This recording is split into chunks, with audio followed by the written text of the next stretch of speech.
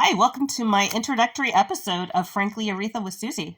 I would describe myself as a normal working person, but with a slightly crafty side. With me, you'll see no fake tans, no fake nails, or any fake decor in my videos. My intent is hopefully to show others how easy and fun it can be to make beautiful wreaths like these. To that end, I'm going to mostly be using items that are readily available to anyone. I also am a big believer in creative use, so you may see items purchased or acquired from an Amazon return reseller or Fabmo, a nonprofit that I really like and support that rescues materials for creative reuse. I will also give an exact cost of what it took me to achieve that look myself, with the goal of trying to keep that cost to a minimum for you. Every episode, I show a finished wreath, which I made ahead of recording, which I call the This Wreath. I will then be creating a very similar wreath in each episode using those very same materials, but that varies in one or more items used, but keeps most of the same items and the cost similar. Either way, I hope you will have a favorite, and I invite you to comment on each episode and let me know which wreath you prefer, the this or that wreath. Most of them will end up for sale after each episode goes live, so be sure to check my store.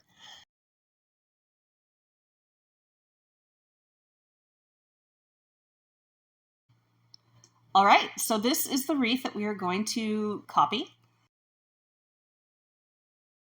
And this one does have some really fancy lights that I picked up. We will be using lights in our wreath as well. So for what we need for this craft is our star form, 3 picks of the blue flowers, 4 of the red, white, and blue begonias, red, white, and blue ribbon, 6 of the disco balls, and a star light that will go in the center of our form, as well as some decorative mesh to hold everything in place. Our Lazy Susan, our tray, and our mat, our wire cutters, our scissors, our glue skillet, our wire, finger covers, clips, glue sticks, an X-Acto knife, Dremel, and jute twine, as well as some glue gun. Okay, we're going to get started by wrapping the mesh around our star. This is a little bit more challenging because of the angles. It's hard to get the roll through, and it's a little hard to get it over the corners because it does tend to fray.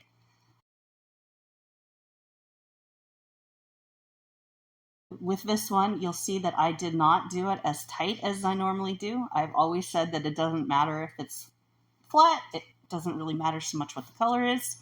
I'm proving that with this one. It is very not flat, and it turned out just fine. So I go ahead and end cut about 12 inches of my jute twine this time. I wanted it a little shorter since it's going right at the top.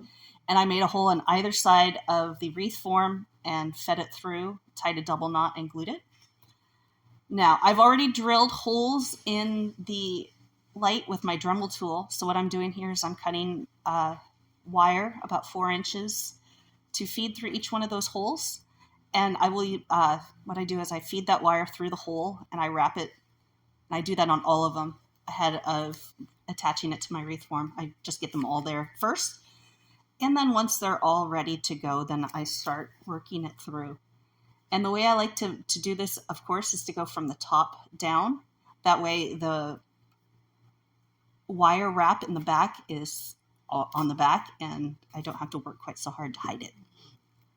So I did drill holes at the tip of the star point as well as in the center there. So I do want to make sure that I tie that down. So that is very secure. It's not going anywhere. So I am adjusting it first loosely, and then once it's complete, I will flip it over and tighten it up on the back.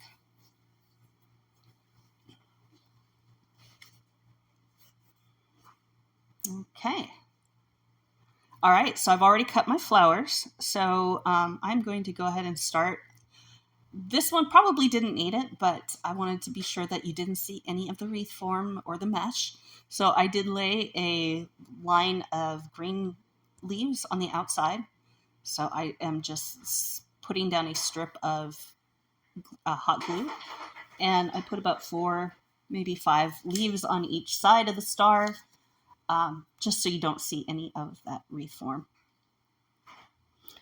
I continue just working my way down. I just lay a strip of glue down and pat it in there. Like I said, this isn't really going to be anything anyone sees. This is just to hedge my bets so that no one sees the wreath form. Okay, once that's done, I'm going to do these blue, I don't know what kind of flowers they are. They look like stars, and I put them on the tip of each one of the star points. And I divided them evenly. I think the top had 3, and each one of the other star points had 2, and I put 1 in the center. Fun fact, I had planned to use a bow on this wreath form, but I didn't leave enough space at the top.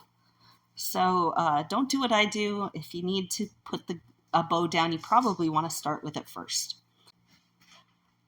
When I'm done with my blue flowers, next up I'm going to go to the red, white, and blue begonias. And here I am putting them in the center, and then I will do right below the star point. And again, you see I'm just doing red, white, and blue.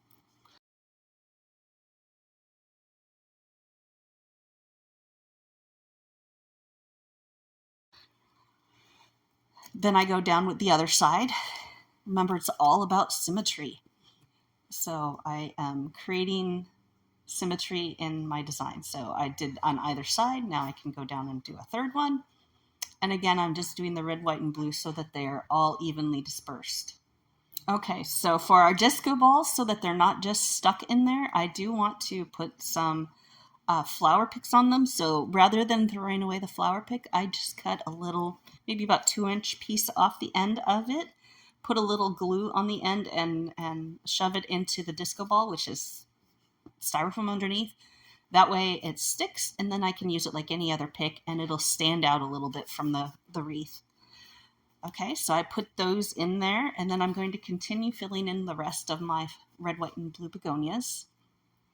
I wanted to make sure that the disco balls weren't just right on top. I wanted to really kind of work them in there, and that's why I did it this way. And all of this, I'm not including the ribbons because I did not use the ribbons. I spent I spent $13 plus tax, $9 at the Dollar Tree, and $4 at Mariani's discounts for the lights and the disco balls. The differences being, of course, on the top one I used the flashing lights, the blue carnations, and a bow. And on the bottom I used the starlight. I used the star flowers and no bow. I once heard that most content creators never make it past their 8th episode.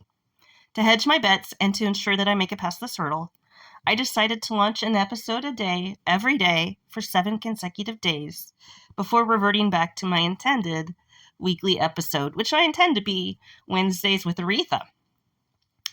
To help get the word out about my new channel, I will randomly draw a winner every episode from among the people who comment, like, or share that episode. Assuming that person's in the United States, I personally will ship that wreath, whichever version they like best. Be sure to tag a friend for an additional chance to win.